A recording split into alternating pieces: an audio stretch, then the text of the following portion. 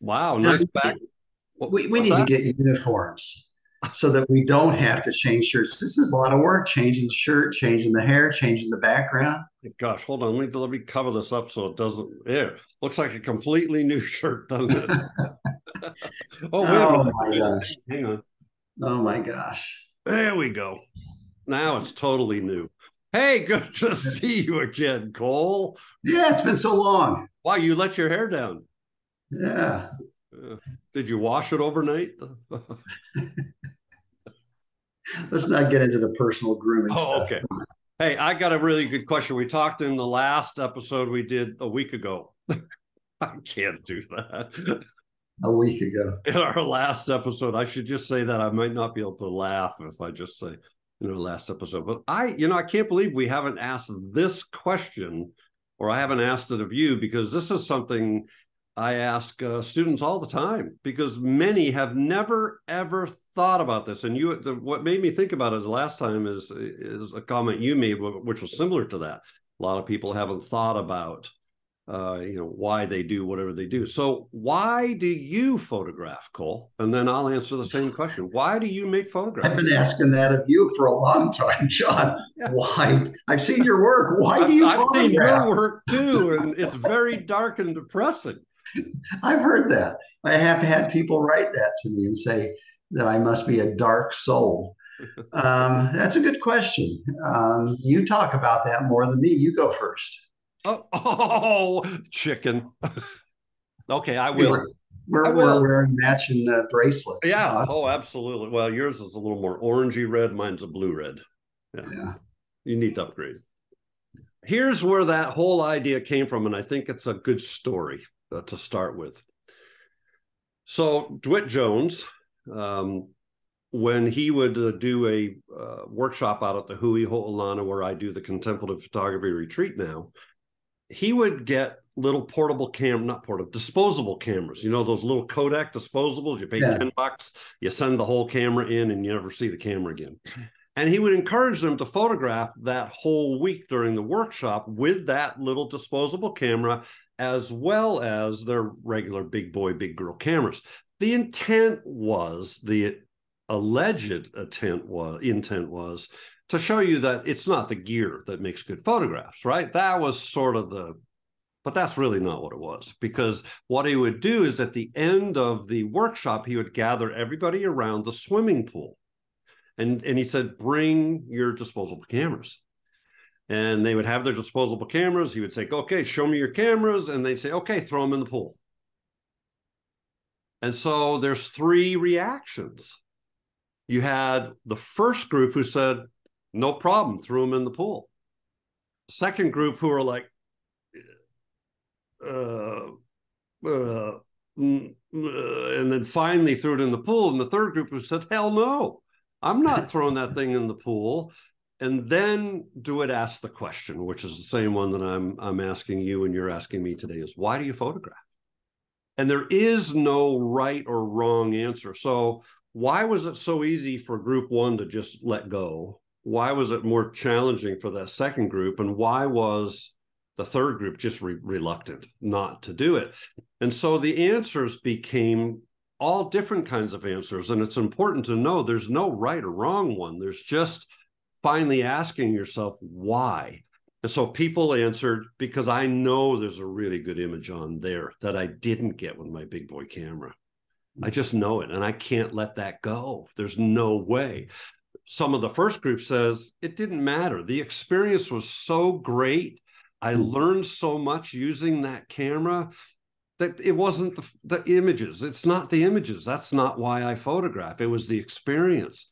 Another person said, I make a living doing this, and I can't part with any images I ever make.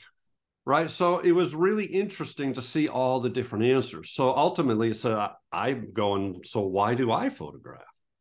And so my answer really, after lots of thought, many years ago, I did this exercise. I came to this. I photograph because it feeds my soul. That's it. And so because of that, I stink at putting photographs. I have a couple in here that are my photographs up. My wife is always complaining that we don't put enough of our photographs up in the house, and she's right. But it's just not Good important. answer. Yeah, it's just not a good answer. Yeah, it's just not that important to me. Although I am sort of shifting a little bit on that. Having conversations with DeWitt has helped me to understand that I need to publish my work in my life as well, that there is a value to getting your work out there, and it's kind of the last step. But for me, to get back to that question, the process, the experience, all of that is what feeds my soul. Getting out in nature, being with friends like you and doing photography is extremely rewarding to me. Josh Cripps, who's a dear friend, and being and spending time with Josh in the field has been just truly a blessing to me. And like we talked about last time, it's the cherry on top that you might win an award or be liked by somebody else. It's the same thing for me. The fact that somebody might see something and respond to it is that cherry on top. But ultimately, that's not why I do it at all. It's really just for me. It's for mental health, to be candid. Sometimes it just gets me away from the rat race of life, and I'm just doing it for me. And because it feeds my soul, it gives me great joy and happiness. So how about you? Well, I would have been one of those who would not throw it in because I knew I had a good image and I would wanted that image. I've often thought if I were to be robbed at gunpoint, Huh. how would I give them my gear yet sneak that card out? So I at least I don't care about Yeah. the gear, but I Yeah. want that card. Yes. Yeah, I have been photographing since I was 14, so I rarely ever asked myself that question. That's just who I was, who I saw myself as a photographer. But as I think I found my vision around 2004, it became something more than just being a photographer. And I learned that that's how I express myself. I'm terrible at sharing feelings Yeah. or giving hugs. John always wants to hug me. I do. I do. I say, back off. And I'm just terrible about sharing feelings or emotions, but I hope that that's how I do it through my images. It's just something you have to do. I don't know if I can put words on that. I just have to do it. Yeah. So, well, that's interesting. So you and I know you well enough now, though, that rather that you really do. I mean, there's an insatiable drive that you have, and when you go out and just wander for days, like when you drove, I think, to Newfoundland. I mean, you just went without a plan, but you knew that you had to get out and do that. We're in Death Valley with those days in between recently, and man, you were out there in that windstorm because you had to go make photographs. So you're driven by that desire to be out there. But I'm curious though, and you don't have to answer now. Maybe we can pick this discussion up at a later time.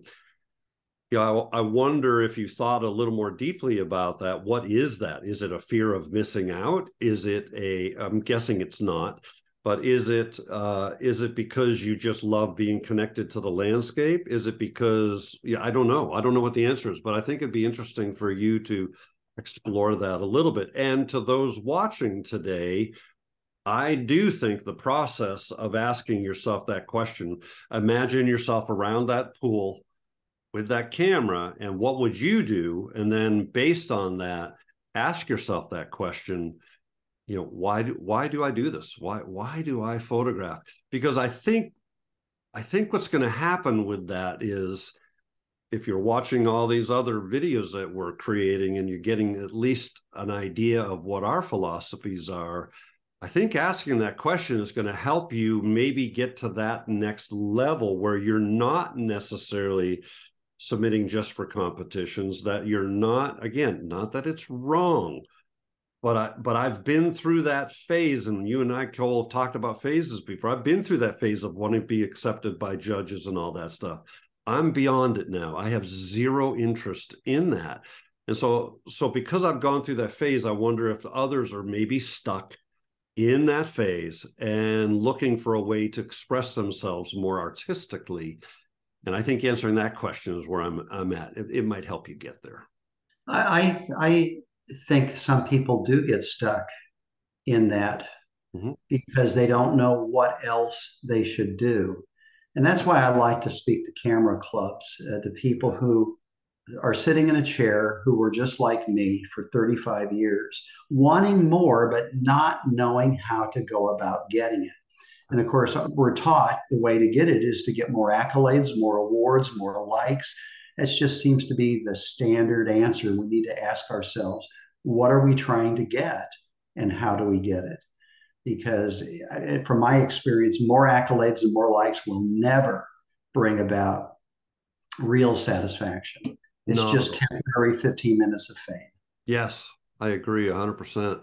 And so what we're inviting, I think, our listeners, Cole, don't you think, is to dig a little deeper, to be a little uncomfortable, maybe even thinking about why you're doing what you're doing, because the answer might be to win awards. And, I'm kind of tired of that. So how do I go? Well, I would hope that some of the discussions that we're having would, as a lot of people say after you lecture and after I lecture, man, thank you for liberating me and giving me permission. We've talked about this before, to be more creative, to try that. And you and I respond with like, why do you need my permission? But people do. They need permission from someone that they hold to a higher esteem, like you. Certainly not me, but like you. So, but seriously, they need that permission. And man, if that's what I can do at a lecture, is I can liberate somebody to go pursue something that they've never done before, I feel like I've had a huge success. Yeah, yeah. If I feel like if I just reach one person when I speak to a photo club, Yeah, it's been worth it. Yeah. absolutely. And that brings us to that topic we couldn't remember what Oh, we wanted I'm to going to do write is it down this time. what kind of photographer are you? Oh, yeah. There are different kinds, and let's make that our next topic. Our next topic next week. Good. Next week, yes. Okay. I go change shirts so we can be here next week. You can Okay. leave the same. People know our gig now, so I'm not Okay. going to change. Okay. See you, bud. See ya.